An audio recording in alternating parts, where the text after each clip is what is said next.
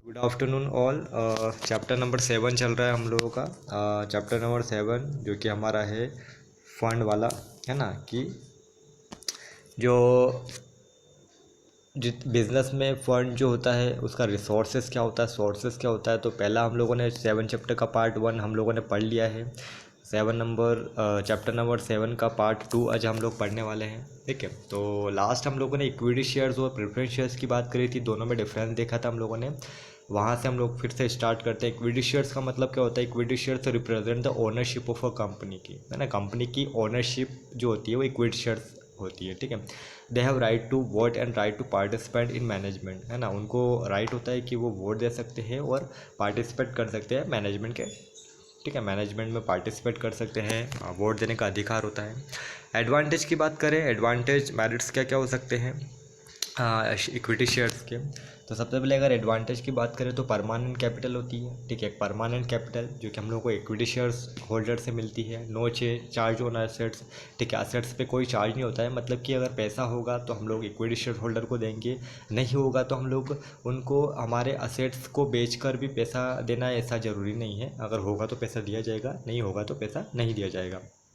Higher returns, equity share holders को higher returns पर हम लोग को देना पड़ता है, मतलब कि इक्विटी शेयर होल्डर जो होते हैं उनको प्रेफरेंस शेयर होल्डर्स के बाद में एक जो भी डिविडेंड है वो दिया जाएगा। अगर बचता है तो दिया जाएगा, नहीं बचता है तो नहीं दिया जाएगा। लेकिन अगर ज़्यादा डिविडेंड होता है तो उनको ज़्यादा डिविडेंड भी हम लोगों को देना पड़ेगा।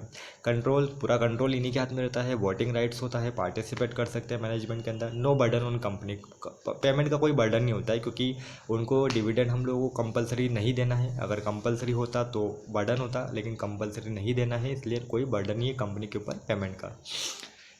डीमेरिट्स की बात भी कर लेते हैं। लिमिटेशंस की बात करेंगे तो एक रिस्क बनी हुई है, equity share holders bear higher risk because payment of equity dividend is not compulsory. ठीक है, एक इक्विटी शेयर होल्डर्स को एक रिस्क बनी हुई रहती है, क्योंकि उनको पेमेंट जो है वो पहली बात तो टाइमली देंगे नहीं, और अगर डिविडेंड बचता है तो हम लोग देंगे, और डिविडेंड नहीं होता है तो कंपलसरी देना नहीं है। तो इसलिए एक रिस्क बनी है शेयर होल्डर्स के ऊपर। हायर कॉस्ट हायर रहती है। Cost of equity shares is greater than the cost of preference share. ठीक है, प्रेफरेंस शेयर होल्डर्स को तो हम लोग एक फिक्स रेट पर डिविडेंड दिया जाता है, लेकिन इक्विटी शेयर होल्डर को हम लोग ज़्यादा डिविडेंड, मतलब कि एक हाई रिटर्न हम लोगों को देना पड़ता है अगर हमारे पास डिविडेंड होगा तो। Delays issue of equity shares is time consuming. ठीक है, इक्विटी शेयर इशू करना एक टाइम कंज्यूमिंग होता है। Issue depends on share market condition. ठीक है, equity share holders are the primary risk bearer, therefore the demand of equity share is more in the boom time. ठीक है, boom time मतलब कि जब ऐसा टाइम आता है जब, ठीक है, मार्केट कंपनियां जो है वो बूम पे चल रही होती है ना, तेज़ी में चल रही होती है। उस टाइम पे डिपेंड करता है, शेयर मार्केट के ऊपर डिपेंड करता है कि कितना डिमांड होता है इक्विटी शेयर्स का। ठीक है, और मेनली इक्विटी शेयर्स ही हमारे मेन शेयर होते हैं, इसलिए, है ना, जो भी एक प्राइमरी रिस्क बनी हुई रहेगी हमारे ऊपर। फिर सेकंड हम लोग प्रेफरेंस शेयर्स की बात करें तो प्रेफरेंस शेयर जो होते हैं इक्विटी शेयर्स के जस्ट अपोजिट होते हैं।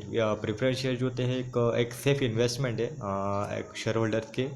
कंपेयर टू इक्विटी शेयर्स की तुलना करें तो they receive dividend as fixed rate. ठीक है, उनको जो डिविडेंड दिया जाएगा वो फिक्स रेट पे दिया जाएगा। Preference share holders like creditors. ठीक है, प्रेफरेंस शेयर होल्डर होते हैं वो क्रेडिटर के जैसे होते हैं। जैसे क्रेडिटर्स को हम लोगों को पैसा देना पड़ता है, उसी तरीके से प्रेफरेंस शेयर होल्डर को भी पैसा भी देना पड़ता है, और है ना, फिक्स्ड रेट पे हमको डिविडेंड भी प्रोवाइड करना पड़ता है।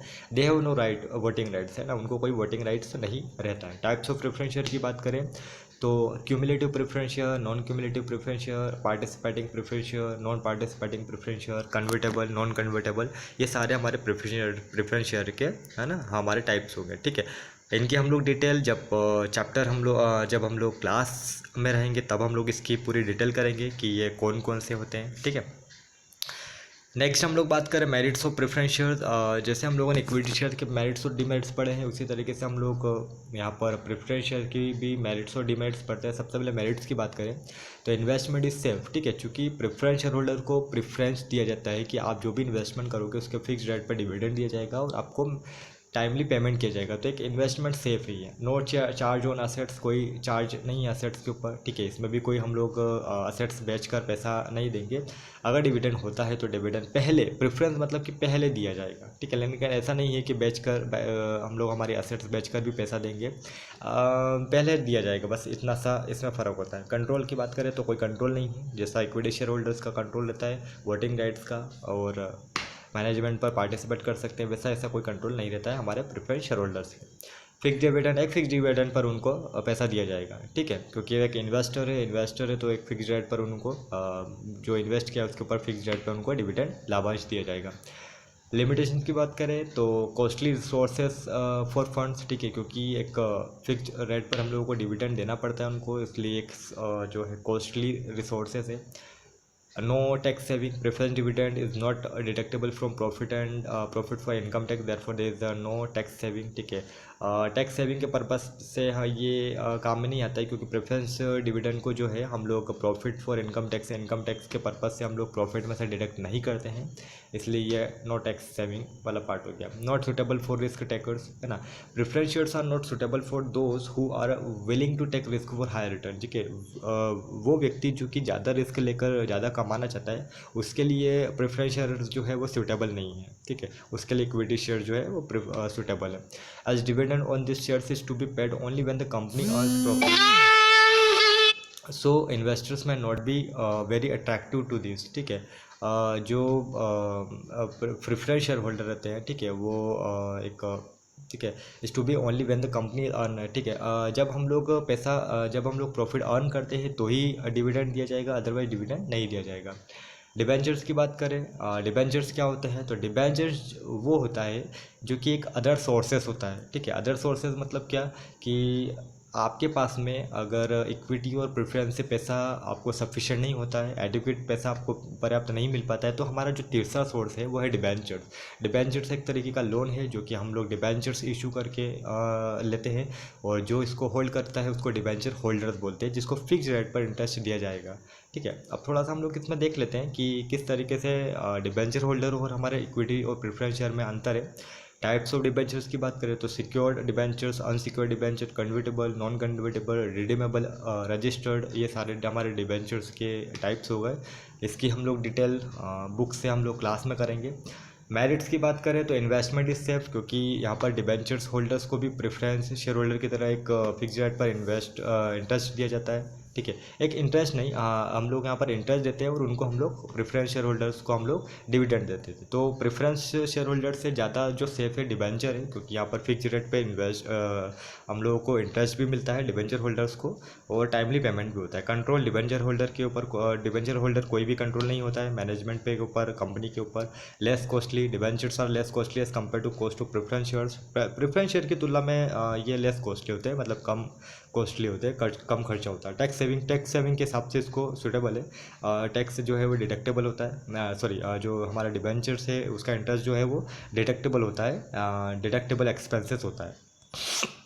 लिमिटेशन की बात करें तो फिक्स्ड ऑब्लिगेशन है, फिक्स्ड ऑब्लिगेशन होता है, चाहे आपको प्रॉफिट हो चाहे लॉस हो, आपको कंपनी को क्या है, आपको डिबेंचर होल्डर्स को पैसा देना पड़ेगा।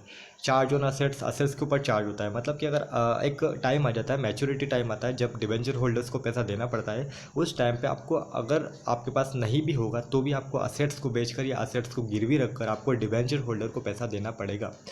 Reduction in credibility, with the new issue of debenture the company's capability further borrow funds reduces, ठीक है। अगर डिबेंचर्स इशू करना है तो आपकी जो कंपनी की जो कैपेबिलिटी है, क्षमता जो है वो फंड के लिए रिड्यूस हो जाएगी, मतलब कि कहीं ना कहीं आपको ज़रूरत नहीं पड़नी चाहिए डिबेंचर्स तक पहुंचने की, आपको इक्विटी और प्रेफरेंस ही काम चल जाना चाहिए। लास्ट हम लोग थोड़ा सा डिबेंचर्स और शेयर्स में थोड़ा सा फ़र्क देख लेते हैं, डिफरेंस देख लेते हैं, क्योंकि हम लोगों को समझना जरूरी है कि डिबेंचर्स और शेयर्स में दोनों में अंतर क्या है। नेचर की बात करें तो shares are the capital, share जो होते हैं वो कैपिटल होते हैं, डिबेंचर्स एक लोन की तरह होते हैं। रिटर्न की बात करें तो शेयर्स में डिविडेंड मिलता है, डिबेंचर्स के ऊपर इंटरेस्ट मिलता है। वोटिंग राइट्स की बात करें तो शेयर्स में फुल वोटिंग राइट्स होता है। यहाँ पर हम लोग शेयर्स मतलब इक्विटी की बात कर रहे हैं। डिबेंचर्स की बात करें तो यहाँ पर कोई वोटिंग राइट्स नहीं होता है। होल्डर की बात करें तो शेयर्स और owner is called share holder, इसमें शेयर होल्डर्स रहते हैं। और डिबेंचर्स जो होते हैं वो क्रेडिटर होते हैं, जिनको हम लोग टाइमली पैसा देते हैं और टाइमली फिक्स रेट पर इंटरेस्ट प्रोवाइड करवाते हैं। टाइप्स की बात करें तो शेयर जो है there are 2 types of shares, preference और इक्विटी। और डिबेंचर्स तो मोर देन 2 टाइप्स है ना, ज़्यादा डिबेंचर जो होते हैं वो मोर देन टू टाइप से ज़्यादा के होते हैं। सिक्योरिटी की बात करें तो शेयर्स में कोई सिक्योरिटी नहीं होती है, not secured by any charge. और डिबेंचर जो होते हैं वो सिक्योर्ड होते हैं, generally carry a charge on the assets of the company, है ना। कंपनी की असेट्स बेचकर भी हम लोगों को पैसा चुकाना पड़ेगा, इसलिए सिक्योर्ड एक सिक्योर्ड पेमेंट, सिक्योर्ड इन्वेस्टमेंट है हमारा, ठीक है। यहाँ तक हम लोगों ने पार्ट 2 में हम लोगों ने चीज़ें देखी है, बहुत सारी चीज़ें देखी है इक्विटी, प्रेफरेंस और डिबेंचर के मामले में। आगे हम लोग और भी चीज़ों को डिस्कस करेंगे, बहुत बड़ा चैप्टर है। अभी हम लोग बहुत सारी चीज़ों को डिस्कस करने वाले हैं कि क्या क्या चीज़ें इसमें इंक्लूड होने वाली है। तो यहाँ तक समझना है, इसके बाद अगर कोई कन्फ्यूज़न हो तो हम लोग डिस्कस करेंगे।